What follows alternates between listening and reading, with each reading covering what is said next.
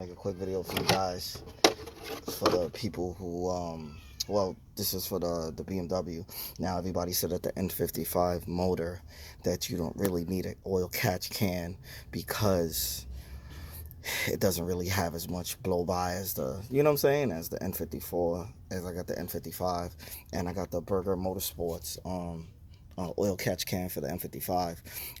Basically, this one connects, the sensor connects to the old PCV valve and tube. So basically they said to leave it in, it was going to cause electrical issues, so I just left it in, plugged in, but I disconnected the old PCV valve, and the new PCV valve came with the new system. It came with its own PCV valve right here that I put into the turbo, that goes into the turbo. It's right here, and it sits in to there, and it boosts in the hose. The hose connects to the oil catch can, and then the other one connects to the manifold, or the valve cover. And basically what I have to do is disconnect this one that goes here and run this one straight into the in outlet, and then the out outlet into the PCV valve, the aftermarket one that came with the Burger Tuning Motorsports kit.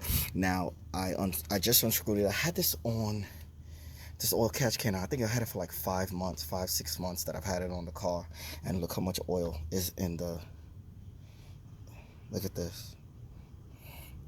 It's in the oil catch can. All of this would have been dumped into the injectors. Well, yeah. Look at all of that. So all of this didn't go in.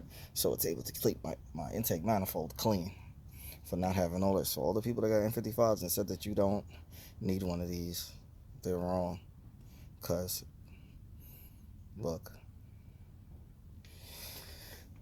If you guys have any questions, feel free to ask. Don't forget to like, share, and subscribe. And the oil catch can does work. Thanks.